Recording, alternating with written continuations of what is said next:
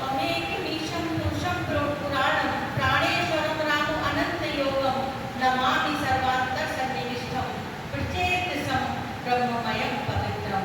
नमोऽस्तु रामाय भवोद्भवाय कालाय सर्वैकहराय तुभ्यं। नमोऽस्तु रामाय कपर्दिने ते नमो अग्नये दर्शय रूप्यग्रं। नमो अग्नये दर्शय रूप्यग्रं। अतुलितबलधामं हैमं शैलाभदेहं तनुजबलिकृशानं ज्ञानिनाम् अग्रगण्यं सकलगुणनिधानं वानराणां धीशं रघुपतिप्रियभक्तं वाग्जातं नमामि। सतयुग में प्राणी आत्मस्थ रहा करते थे। सतयुग में व्यक्ति आत्मस्थ रहा करते थे, योगी थे, ऋषि। त्रेता में सभी उद्दिष्ट हुए, यज्ञों की प्रधानता हुई, साधना से कल्याणकारी कार्य किए जाने लगे। सभी जीव द्वापर में आकर के मनस्थ हो गए।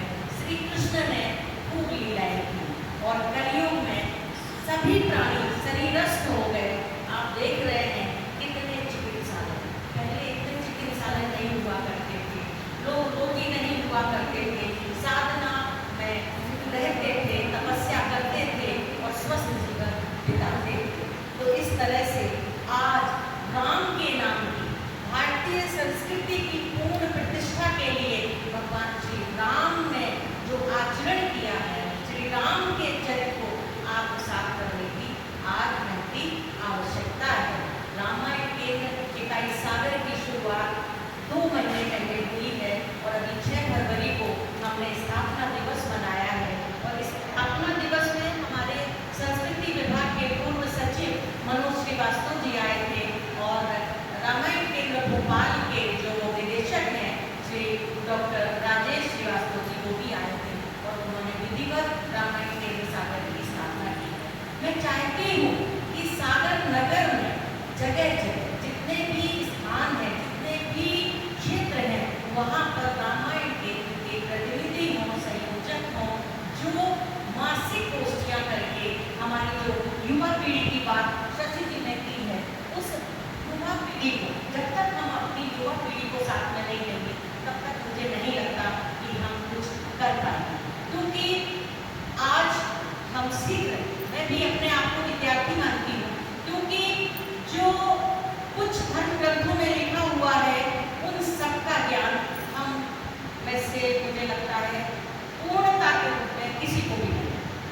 आज हम रामायण चाहे वो वाल्मीकि जी ने लिखी हो, चाहे वो स्वामी बाबा तुलसीदास जी ने लिखी हो, चाहे केशवदास जी ने रामचंद्रिका लिखी हो, चाहे संस्कृत के जितने भी महापुरुष हुए हैं, रामायण की कथा इतनी प्राचीन है कि श्री राम सीता का नाम हमें वेदों में मिलता है, उपनिषदों में मिलता है, पुराणों में मिलता है। भांति भांति से श्री राम हरि अनंत हरि कथा आनंदा की तरह राम कहाँ नहीं है। साहित्य में राम है, स्थापत्य में राम है, कलाओं में राम है, सब जगह राम विद्यमान है। तो हम श्री राम को जाने। और अब तो अयोध्या में हमारे श्री राम जी साक्षात विराजमान हो गए हैं, तो निश्चित रूप से हमारे आसपास के जीवन में जितने भी हमारे युवा पीढ़ी के, चाहे छात्र हो, चाहे छात्राएं हो, लड़के हो, चाहे लड़कियां हो, उन सभी को हमें, और शुरुआत हमें अपने घर से ही करनी होगी, क्योंकि जब तक हम अपने घर से ये बात नहीं रखेंगे तब तक हम सफल नहीं हो सकते हैं। तो आज का विषय जो रखा गया है, मैं आज के कार्यक्रम की संयोजक श्रीमती शशि जी और श्रीमती निधि जी, इन दोनों के प्रति सबसे पहले आभार व्यक्त करते हैं जिन्होंने इतना अच्छा विषय चुना। अब श्री राम की कथा भारतीय जीवन दर्शन, धर्म और संस्कृति के साथ मानव जीवन के विविध पक्षों की ऐसी कथा है जिसमें से उत्कृष्ट सद्गुणों, त्याग, बलिदान, संयम, विवेक व अनुशासन की शिक्षा हमें मिलती है। श्री राम चाहे, श्री राम ने कितना त्याग किया है, कितनी तपस्या की है, कितनी साधना की है। देवता होकर के श्री राम एक ऐसे व्यक्ति रहे हैं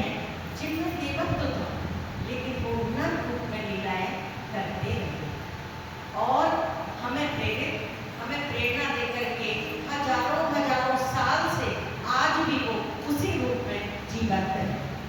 विनय पत्रिका में गोस्वामी तुलसीदास जी ने हनुमान जी के प्रति जो अपार श्रद्धा व्यक्त की, वह सुंदर कांड में आकर के फलीभूत होती हुई हमें दिखाई देती है। विनय पत्रिका में तुलसी बाबा क्या कहते हैं? करुणा निधान बल बुद्धि के निधान हो, महिमा निधान गुण ज्ञान के निधान हो, वामदेव रूप भूप राम के सने ही राम राम, लेत देत अर्थ धर्म काम निर्वाण हो, आपने पधाओ सीता नाथ के स्वभावशील, लोक वेद विधि के विदुष हनुमान हो, लोक वेद विधि के विदुष हनुमान हो। तो इस तरह से हनुमान जी के प्रति विशुद्ध आत्मा की व्यक्ति गोस्वामी तुलसी बाबा ने प्रदान की है सुंदर कांड में। यही भाव सुंदर कांड में अभिव्यक्त होता हुआ चरितार्थ हमें लगता है। जिस व्यक्ति में हनुमान जी जैसे गुण विद्यमान हो, वह व्यक्ति निश्चित रूप से अपने जीवन को सुंदर बना सकता है। सुंदर कांड, जैसा अभी हमारे सभी वक्ताओं ने कहा कि सुंदर कांड राम भक्त हनुमान की विलक्षण प्रतिभा का प्रतीक है। श्री राम की अद्भुत कृपा प्राप्त करके हनुमान जी ऐसे अलौकिक कार्य करते हैं, जिससे न सिर्फ हनुमान जी का जीवन धन्य हुआ, वरन हनुमान जी के स्मरण मात्र से जो भी व्यक्ति सुंदर कांड पढ़ता है, उसका जीवन भी सार्थक और सफल धन्य हो जाता है, कृतकृत हो जाता है, अनुकरणीय हो जाता है। तो सुंदर कांड जीवन को सुंदर बनाने की तकनीक से ओतप्रोत जीवंत कथा है।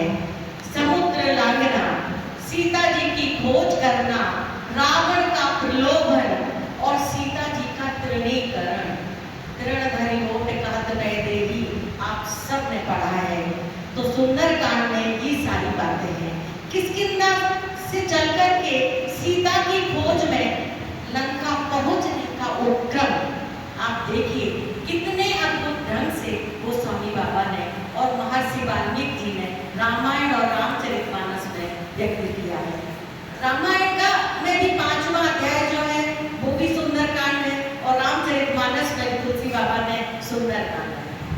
हनुमान जी लंका गए, जो त्रिकूटाचल पर्वत पर बसी है। श्रीलंका त्रिकूटाचल पर्वत पर बसी है। 3 पर्वत है, सुबैल पर्वत, नील पर्वत और सुंदर पर्वत। अभी सुंदर पर्वत का जिक्र भी किया गया। तो सुंदर पर्वत पर अशोक वाटिका थी। इसी वाटिका में हनुमान जी की सीता से भेंट होती है। सुंदर पर्वत तक पहुंचने के लिए ऐसा कहा जाता है कि दक्षिण दिशा में जो भी वानर सेना जाती थी, वह पहाड़ की गुफा में भटक जाती थी। किंतु कई बार वहां पर पहुंचने की कोशिश की, लेकिन हमारी वानर सेना असफल रही। फिर जाकर के एक रणनीति बनाई गई और हनुमान जी, अंगद और जामवंत को भेजा गया। तो फिर इसके बाद जब हनुमान जी पहुंचे, तो वहां पर रहने वाली तपस्विनी थी मय दानव की पत्नी हेमा।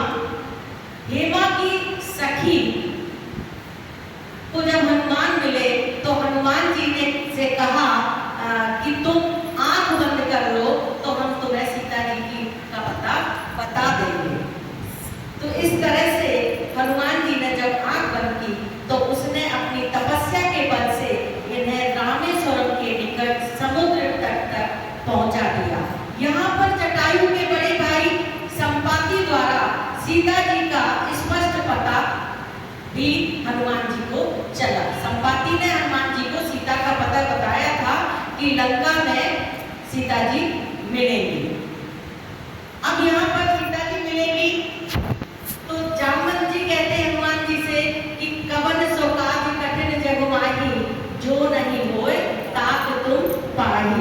जामवंत जी के याद दिलाने पर हनुमान जी को अपनी ताकत याद आती है, और वे कहते हैं समुद्र को देख करके कि लीलई राघो जल निधि खारा। जामवंत कहते हैं राम काज लगी तब अवतारा, सुनतई भयो पर्वता काड़ा।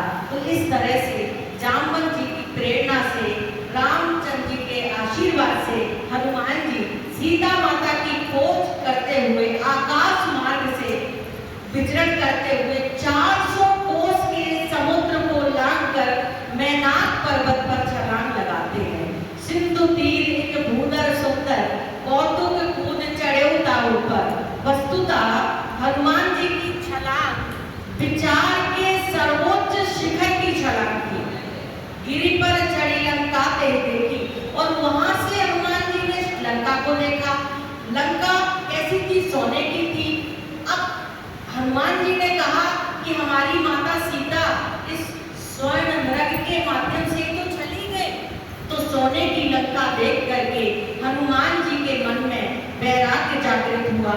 और क्योंकि सीता जी ने राम जी से कहा था, सुनो देव रघुबीर कृपाला, यही मृग कर अति सुंदर शाला।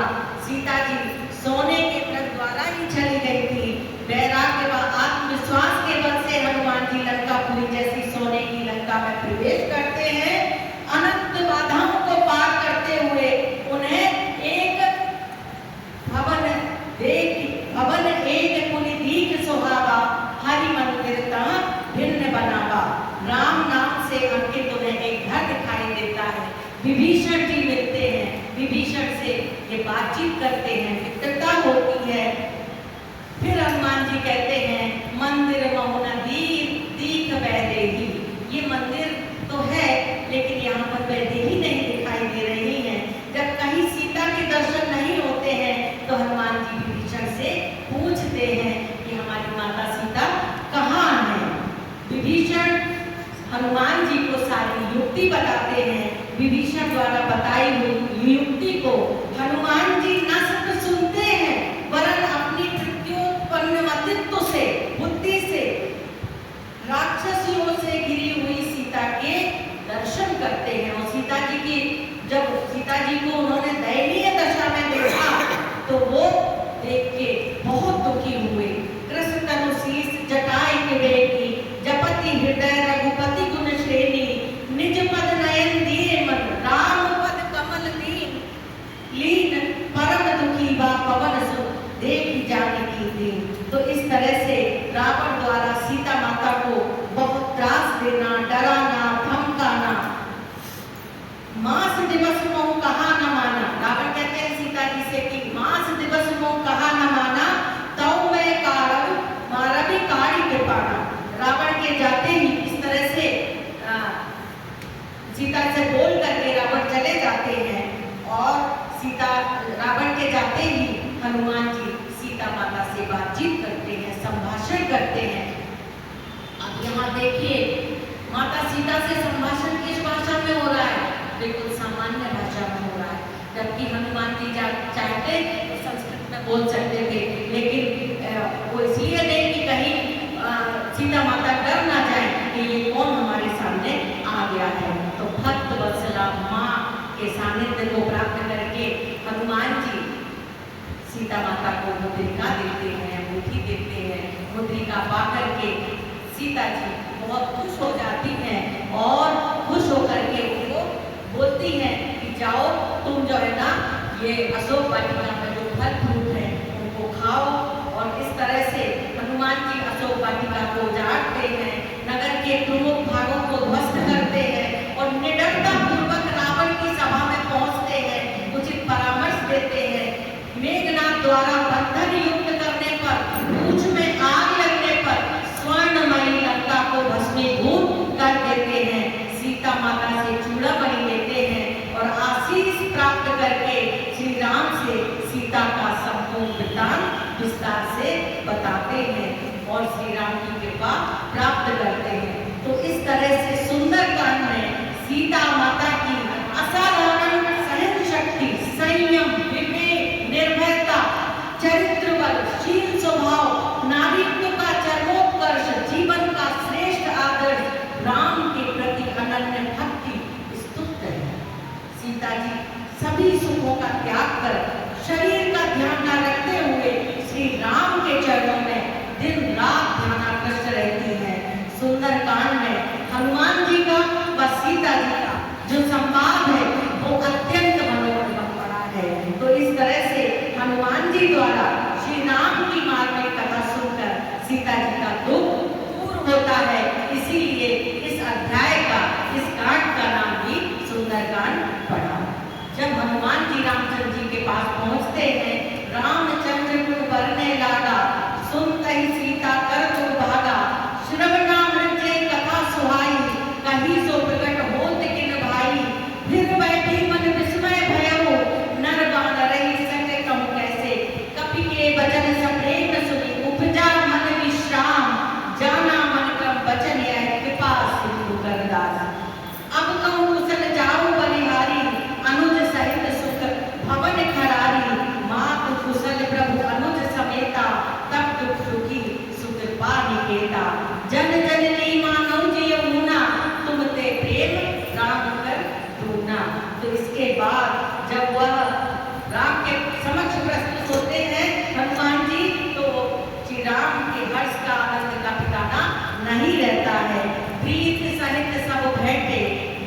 अति करुणा को, पूछी कुशल नाथ कुशल देख पद कंज। हनुमान जी गदगद भाव से अपनी बात कहते हैं, और जब श्री राम जी हर्ष व्यक्त करते हैं तो हनुमान जी कहते हैं, प्रभु की कृपा भयउ सब काजू, जन्म हमार सुफल भाजू। इस प्रकार धन्यता अनुभव करते हुए हनुमान जी अपनी सफलता पर अपार प्रसन्नता व्यक्त करते हैं। वास्तव में यदि देखा जाए तो यह सफलता आसान नहीं थी, बहुत कठिन थी, बहुत मुश्किलों भरी थी। फिर भी अब ये सफलता हर उस व्यक्ति को प्रेरित करती है जो हताश है और निराश है, निराश होकर के कुछ करते नहीं है। मन रूपी बानर जीवन भर खूब छलांगे लगाता रहता है। यदि वह हनुमान जी की तरह ऊंची छलांग लगा दे तो अपनी वृत्ति को हनुमान जी जैसी बना दे तो जीवन ही धन्य हो जाए। तो सुंदरकांड का वृत्तांत भगवान शंकर मां पार्वती को अत्यंत शांत मन से और बहुत ही श्रेष्ठता के साथ सुनाते हैं, इसीलिए सुंदरकांड को सुंदर कहा जाता है। शंकर जी कहते सावधान मन करे पूरी शंकर, लागे कमन कथा अति सुंदर। तो इस तरह से लंका जैसे भीषण वातावरण को सुंदर बनाने वाले हनुमान जी हमारे लिए प्रणम्य है, स्तुत्य है, और हनुमान जी की तो जितनी आराधना की जाए उतनी कम है। और हनुमान जी के साथ सीता माता की भी, सीता माता साक्षात देवी स्वरूपा थी, और सीता माता का जो धैर्य है, हम मातृशक्तियों को उनके धैर्य को आत्मसात करना चाहिए, तभी हम उन जैसा बन सकते हैं। सहनशील, क्षमाशील, और ये सारी चीजें हमें सुंदरकांड से सीखने को मिलती हैं। यही कहकर के अपनी वाणी विराम